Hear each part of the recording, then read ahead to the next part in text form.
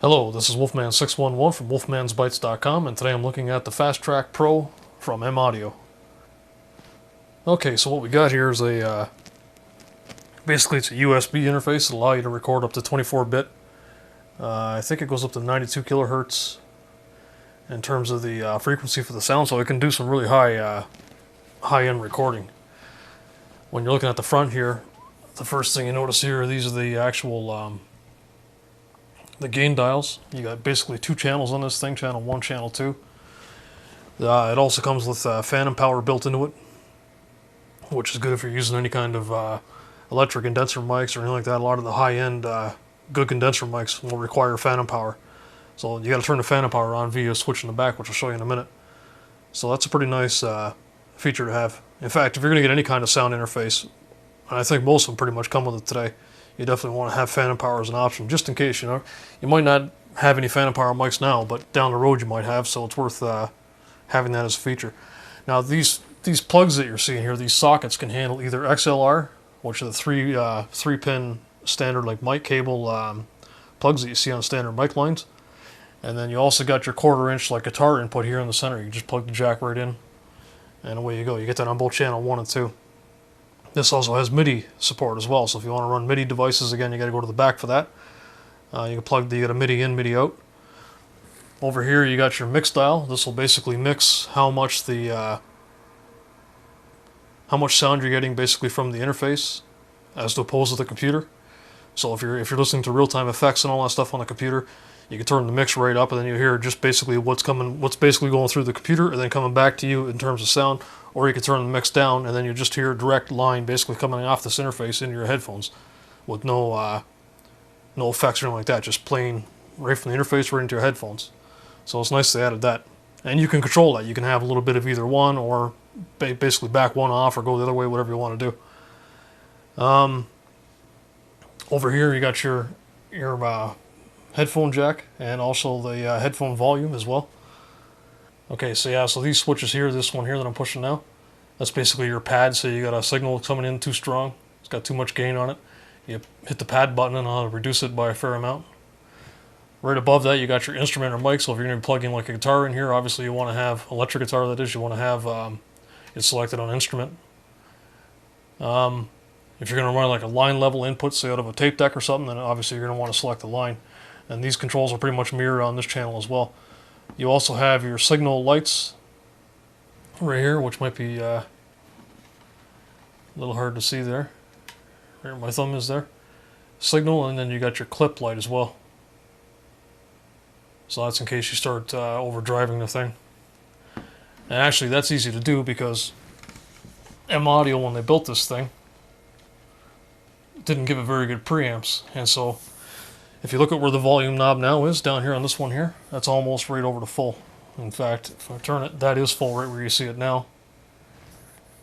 In order for me to use it most of the time, I got to be at 3/4 of full. So 3/4 of the way over before the actual inline amplifiers become active. So that's pretty shitty. I was actually quite amazed by that. One way to fix that is if you're going to be running a mic into it, you might want to turn around and get a preamp for the mics, and then run the preamp into this thing here. In terms of overall sound quality, when you get this thing into a program like Sonar or Cubase or something like that, it sounds really good. There's no the latency is probably, depending on your machine. On this one here, it's on my tower, it's about 4 milliseconds, something like that. So that's really low. Sound quality is good. Tons of support for it. Basically, any kind of serious DAW application, digital audio workstation application, whatever you want to call them, will support it. And most of your non-DAW software too, like if you load Audacity up, it'll see it and it'll be able to use it as long as it's on.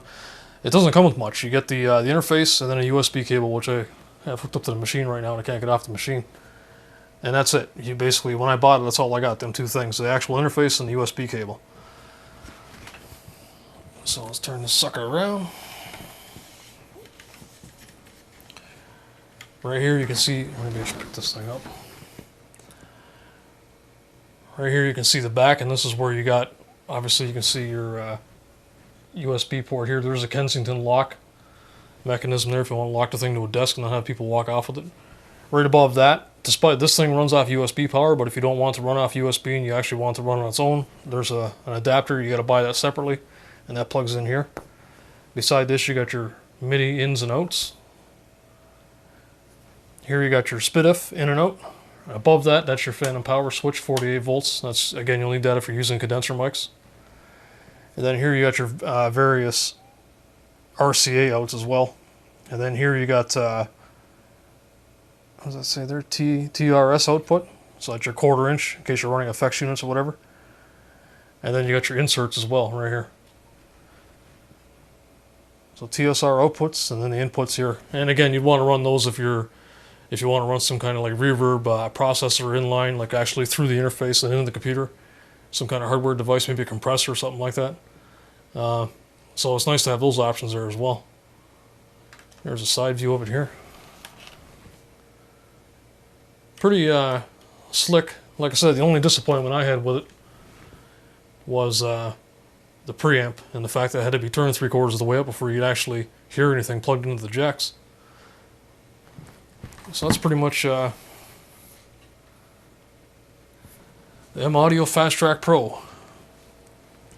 It's in all in its big glory there. Nice little interface if you're doing podcasts or anything like that and you want to have something that'll get your signal into the computer where you can turn on and use it in a program like Cool Edit or Adobe Audition, whatever it's called now, or Audacity, or again if you're using Cubase or any programs like that, this is definitely an option in terms of sound interface. There's others that are out there that are more, shouldn't even say they're more complicated, they just have more inputs. So you can get some that have 8 ins and 8 outs, and it's basically what you think you're going to do. In my case, I only need the 2 ins, and that's it. So some other people, though, a drummer or something like that, might want something with 8 channels so they can mic individual drums and cymbals and stuff like that. You can pick up the M-Audio Fast Track Pro for about $200 if you look around online, so there's pretty good prices on it now. It's come down since I've bought it, since I did the text review. That was quite a while ago now. So anyway, for about $200, it's all yours. So that's it anyway. This is there's already a detailed text review of this up on the website, so if you want to see more information about it, what it comes with software-wise and stuff like that when I purchased it, which was a while ago now, check out the text review on wolfmansbytes.com. So this is Wolfman611 for wolfmansbytes.com, signing out.